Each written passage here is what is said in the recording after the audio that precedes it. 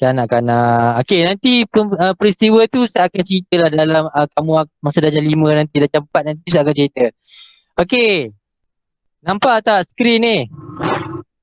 Nampak. Okey, tadi dah cerita kan. Mendapat gelaran Al-Amin. Okey, baginda dapat gelaran Al-Amin kerana baginda bersifat benar. Baginda benar, tak menipu, baginda jujur, baginda amanah. Amanah ni contohnya apa?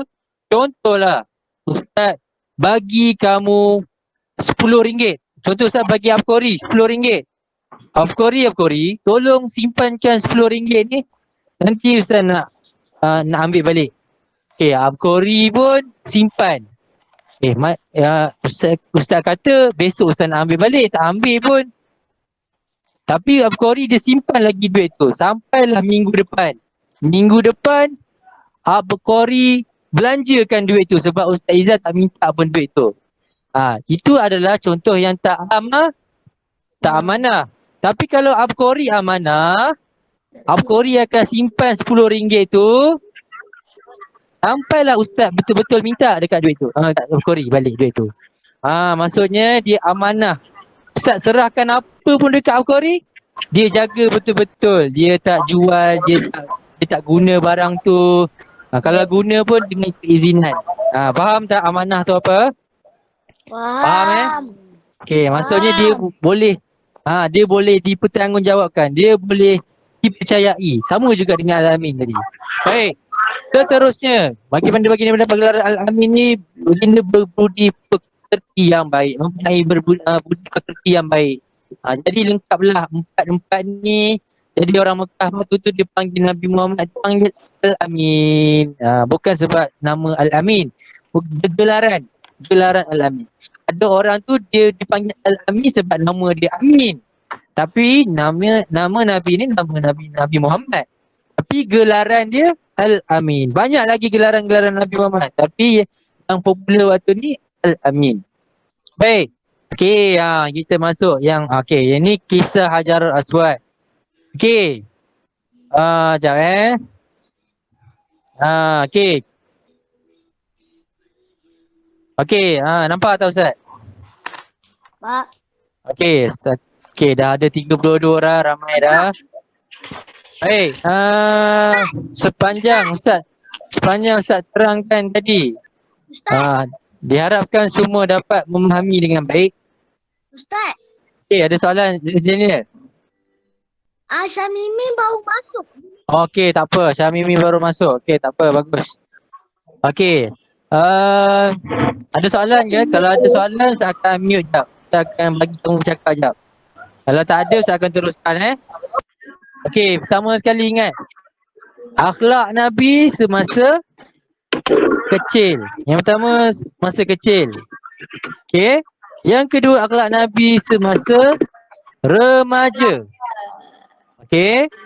Okey, yang ketiga, akhlak Nabi semasa dewasa. Okey, saya akan buka lagi apa nama jadi slide. Saya akan buka slide tu.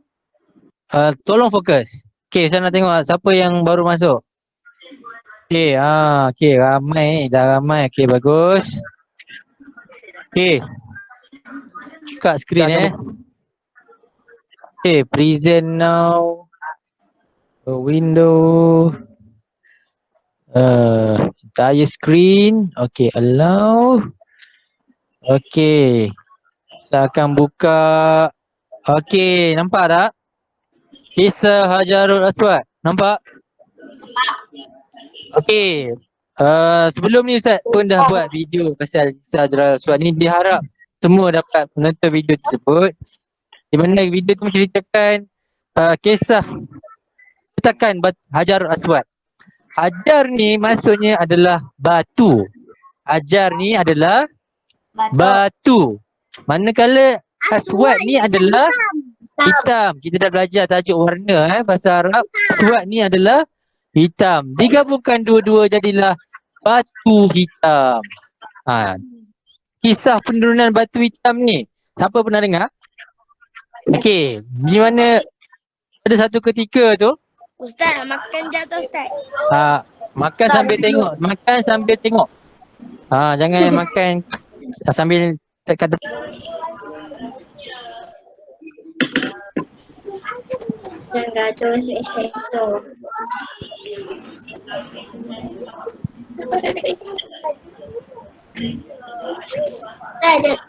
Tak dengar. Tak dengar. Tak dengar. Ustaz keluar. Tak dengar. Ustaz keluar. Tak dengar.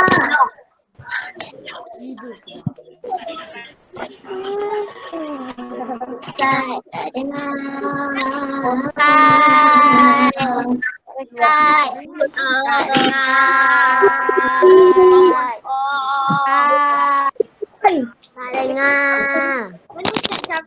Tak dengar.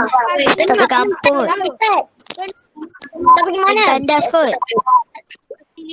Banyaknya message. Borak Dengar ke? Dengar. Okay. Sambung pula. Dengar tak tadi Ustaz ada terangkan pasal ajaran aswad tadi? Dengar separuh Dengar separuh Dengar. Koyum suruh terang pula tau. Okay, tak apa. Dengar tu kali ni Ustaz terang lagi sekali. Apalah Ustaz terangkan lagi sekali lah. Okay, Ustaz akan buka skrin. Buka skrin. Tunggu dulu. Okay. Okay, sekejap okay, entire screen. Okay, allow. Okay. Okay, nampak tak? Nampak. Bisa slide ni nampak? Nampak. Okay. Ustaz dah terang tadi. Nampak Baik. Hajarul Aswad. Hajar tu adalah batu, aswad tu adalah hitam. Digabungkan dua-dua jadilah Hajarul Aswad, batu hitam. Okey. Kisah Hajarul Aswad ni pada awalnya tu ni berasal daripada syurga. Batu ni adalah batu yang berasal daripada syurga. Okey. Tapi tu awalnya batu berwarna putih seperti batu ni awalnya berwarna putih susu. Susu. Dia macam mana kan? Pernah tengok susu kan warna putih. Itulah warna Hajarul Aswad pada awal-awalnya. Patutnya nama dia Abyadu Aswad. Putih. Tapi disebabkan kenapa berlakon jadi warna hitam? Disebabkan telah dicium oleh manusia. Manusia ni perangai dia macam-macam. Awak tak tahu manusia perangai dia ada yang jahat, ada yang baik. Jadi disebabkan dicium oleh manusia yang berhati busuk, yang berhati kotor. Disebabkan itu batu tersebut telah bertukar daripada putih jadi hitam. Itulah antara sejarah Hajarul Aswad. Batu ni diturunkan pada awalnya kepada Nabi Adam sebenarnya. Turunkan kepada Nabi Adam. Nabi Adam waktu tu dia rindu nak ke syurga balik. Dia rindu akan syurga. Jadi Allah nak ubati rindu Nabi Adam kat syurga. Dia turunkan Hajarul Aswad. Tapi dijumpai oleh Nabi Ibrahim, dijumpai oleh Nabi Ismail batu tu dan diletakkanlah di sisi Kaabah. Sampailah sekarang batu tu masih ada. Batu tu tak besar, batu kecil saja. Batu tu macam batu kecil-kecil. Dia bukan besar, dia bukan besar. Baik. Kita sambung tajuk kita. Okey, itu pengenalan pada Hajarul Aswad tu. Kita masuk kepada tajuk yang sebenarnya. Selepas Kaabah dilantik. Ustaz dalam ni Ustaz. Ustaz koyum ya Ustaz. Ustaz dalam ni Ustaz. Ustaz dalam ni Ustaz. Jangan mute Ustaz, jangan mute. Koyum. Okey, koyum, jangan mute. Okey. Ya Ustaz bercakap, jangan mute Ustaz. Okey, dengar ke? Dengar. Okey, bagus. Okey, nampak buku Ustaz ke nampak skrin? Nampak buku kan? Okey, Ustaz terangkan dululah. Tadi dia dah dengar pengenalan ajaran Aswad. Dah dengar Dah. ke tak dengar? Dengar. Dengar Okey. Sekarang ni kita akan masuk tajuk yang sebenar. Dengan Peristiwa peletakan Hajarul Aswad. Peristiwa peletakan Hajarul Aswad. Okey, Hajarul Aswad ni memang dah ada lama dah, sejak daripada zaman Nabi Ibrahim lagi. Nabi Ibrahim dah letak dah dekat Kaabah tu. Tapi pada satu ketika Nabi Muhammad berusia 35 tahun, Mekah waktu tu dilanda banjir yang sangat deras. Mekah dilanda banjir yang sangat deras sehingga menyebabkan Kaabah itu rosak. Kaabah rosak, betul. Ustaz. Okey, Ustaz mute lah koyum ni. Okey, Ustaz mute koyum. Okey. Okey, disebabkan disebabkan Kaabah waktu tu rosak, orang Arab Quraisy telah bersepakat, telah bersetuju, dia bincang-bincang. Siapa ni orang ni lah? Dia bincang-bincang untuk membina semula Mekah, Kaabah, untuk membina semula Kaabah. Okey, dia untuk membina semula Kaabah. Lepas tu diorang pun bersepakat, diorang berbincang dan diorang bersetuju untuk kutip derma, kutip setiap orang adalah sekian-sekian daripada duit hasil niaga diorang nak minta derma untuk bina semula Kaabah. Dan syarat dia mestilah daripada harta yang halal. Tak boleh daripada mencuri, daripada merompak, tak boleh. Mestilah daripada yang halal. Dia kumpul duit balik untuk membina semula Kaabah. Jadi selepas dah kutip duit, binalah Kaabah semula. Mula-mula pasang tiang, lepas tu ada yang pasang letak lantai, lepas tu letak pintu. Mestilah ada pintu kan. Cuma dulu masa zaman Nabi Ibrahim, Kaabah ada satu pintu. Ada satu pintu. Cuma kali ni dibina semula dengan dua pintu. Okey. Jadi dipendekkan ceritanya, siaplah Kaabah tu. Zaifah. Okey, siaplah Kaabah tu. Tapi ada satu lagi masalah. Masalah dia apa dia? Apa? Okey, masalah yang berlaku selepas Kaabah siap adalah peristiwa batu Hajarul Aswad tu. Siapa yang nak letak balik? Siapa yang kena letak balik dekat tempat asal? Kan kok Kaabah dah roboh. Jadi bina semula. Semua tiang dah siap, semua dah siap, pintu pun dah siap. Lepas tu yang Hajarul Aswad ni tak tahu siapa yang nak letak balik. Hajarul Aswad ni batu yang suci daripada surga. Jadi siapa yang letak balik dekat tempat asal ni memang orang yang mulia lah. Memang orang pandang tinggi dekat dia. Okey. Lepas tu berbincanglah ketua Arab Quraisy. Ada 4 ketua Arab Quraisy waktu tu, dia berbincang. Apa kata bagi saya dah yang letak? Saya lagi kaya daripada awak. Saya letak. Lepas tu ada yang lain. Saya yang letak patutnya. Saya lagi handsome daripada awak contoh. Apa kata saya yang letak? Masing-masing bergaduh. Sampai 5 hari tak silap. 5 hari bergaduh pasal batu je. 5 hari bergaduh pasal batu. Siapa nak letak batu Hajarul Aswad? Siapa? Saya. Sehingga kan hampir berlaku pembunuhan. Hampir berlaku peperangan di antara puak Quraisy masing-masing. Jadi apa yang berlaku? Datanglah orang tua, seorang pakcik tua, seorang atuk lah lebih kurang. Seorang atuk yang paling tua dekat Mekah ketika tu. Nama dia apa? Nama dia Umayyah Al-Mughirah. Umayyah Al-Mughirah.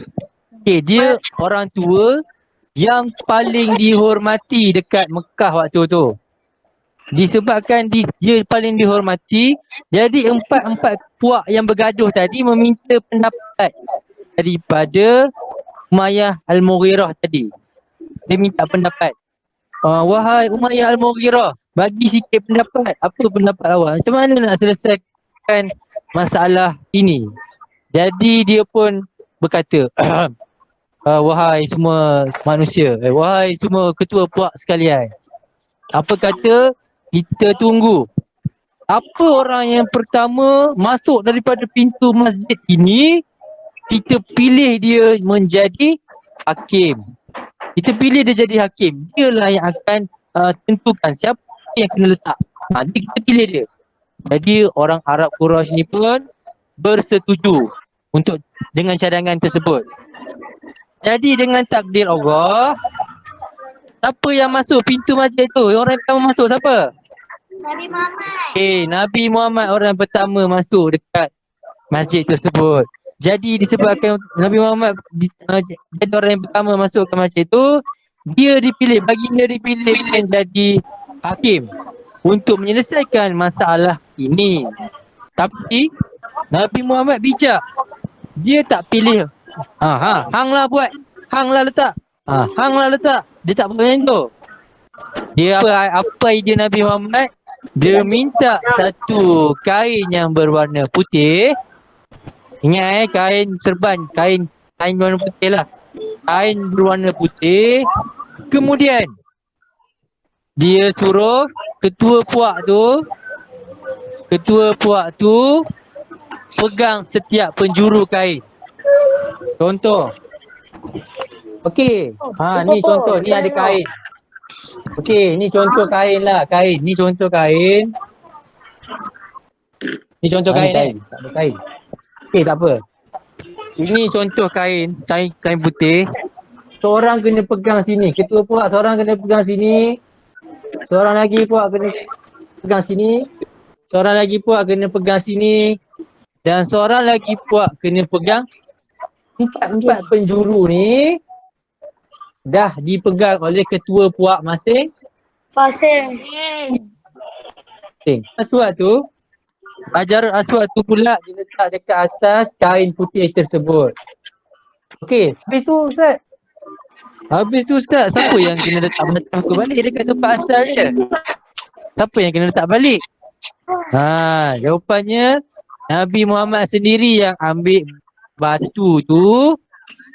Lepas tu dia letak balik dekat tempat asal dia. Okey, jadi faham tak? Dekat sini, kenapa diorang tak tentang mana boleh Nabi Muhammad yang letak balik? Mana boleh? Tak tentang. Kenapa diorang tak? Nabi Muhammad ni dipercayai gelar Amin. Jadi kalau dia buat tu orang tak kembangkan apa? Orang setuju je. Orang tak ada. Mana boleh? Tak ada. Semua kata boleh. Silakan Al-Amin. Sebabkan Nabi Muhammad mempunyai reputasi yang baik, seorang yang jujur, amanah, dan baginda telah diberi kepercayaan letakkan semula batu Hajar Aswad, batu daripada surga. Okey, pengajaran apa dekat sini? Pengajaran dia, Nabi Muhammad merupakan seorang yang bijak. Seorang yang bijak dalam menyelesaikan masalah. Okey. Kalaulah ditakdirkan, contoh, saya bagi contoh. Kalaulah ditakdirkan siapa okey, yang jahat sikit lah. Kalau ditakdirkan Abu Jahal. Kenal Abu Jahal kan? Abu Jahal ni Kan lambat lagi ke? dekat habis dah. Okey, Abu Jahal ni dia seorang pembesar Quraisy yang sangat sangat tentang Nabi, sangat jahat. Kalaulah ditakdirkan dia yang pertama masuk dekat masjid tu, agak-agaknya apa yang akan jadi? Silap-silap boleh bergaduh semua puak Quraisy tu. Tapi nasib baiklah yang masuk tu Nabi Muhammad. Dan disebabkan Nabi Muhammad yang masuk, dapatlah selesaikan masalah tu dengan baik, happy ending. Nama yang baik. Okey. Okey, itu saja pelajaran kita pada hari ini. Oh, senyum Makil Luqman. Okey, tak apa, senyum. Okey, Siapa mute saya? okey, tak apa. Pelajaran dah habis. Ustaz benarkan untuk unmute. Siapa yang nak bercakap, sila bercakap. Nak tanya soalan, boleh tanya soalan. Siapa yang tanya soalan dulu? Siapa yang tanya soalan dulu? Dah tanya khabar kan? Dah jumpa kawan-kawan kan kat ni? Kelas lain dah jumpa dah. Tengok Iris. Aduh Iris. Macam mana Iris? Kenapa? Bye. Ni ada. Ada soalan boleh tanya. Dah habis. Nanti Ustaz akan bagi pelatihan dalam grup. Okay, bye. Aisyah tunjuk bawah. Nak tanya? Okey, ada soalan. Sila tanya. Saya nak tanya. Okey, siapa yang belum isi nama boleh isi dekat ruangan chat. Siapa yang belum isi nama boleh isi dekat ruangan chat. Okey, siapa yang isi nama boleh isi dekat ruangan chat. Nama kat mana? Dekat ruangan chat. Saya tak pandai. Okey, boleh isi dekat ruangan chat. Anca nampak gambar saya tak? Siapa yang dah isi dekat ruangan chat dan isi nama boleh tinggalkan. Siapa yang dah isi nama boleh tinggalkan ruangan ni. Boleh keluar. Isi nama. Type je nama. Ruangan chat. Dekat ruangan chat type je nama. Saya nak tengok siapa yang ada, siapa yang tak ada. Dah boleh. Siapa yang isi nama boleh keluar. Siapa yang isi nama boleh keluar. Siapa yang isi nama boleh keluar. Dekat ruangan chat tu tulis nama. Nanti saya bagi picture. Macam mana Ustaz? Macam mana Ustaz? Dah dah. Ustaz, macam mana ni Ustaz? Pergi dekat chat sebelah kanan tu. Ada nampak lambar mesej tak? Apa yang pakai telefon saya tak pasti. Kalau pakai laptop dia dekat sebelah kanan. Okey, lepas tu type dia nama. Nama awak lah. Type nama kira dah hadir lah. Kehadiran. Tapi macam mana tak ada perkataan biru pun Ustaz? Lepas dah isi boleh keluar. Apa tak ada tab biru? Ada. Dia kantar lah. Pakai laptop ke pakai telefon? Laptop. Okay, kalau pakai laptop dia kat sebelah kanan. Atas sebelah kanan. Okey, atas sebelah Uzai. kanan. Cantik nampak. Tengok Uzaifah pakai serban. Cantik lah. Pergi mana? Okey, bye Ustaz. Assalamualaikum. Okay, Waalaikumsalam. Bye. Bye-bye. Jumpa minggu depan di waktu yang sama, di hari yang sama. Dalam rancangan. Izzat sensor.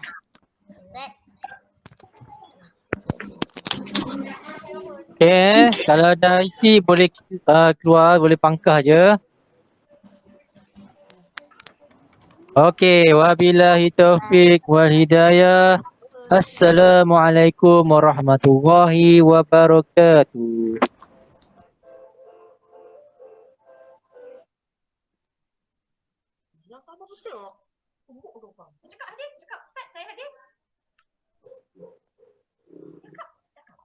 Bye. Okay, assalamualaikum. Bye.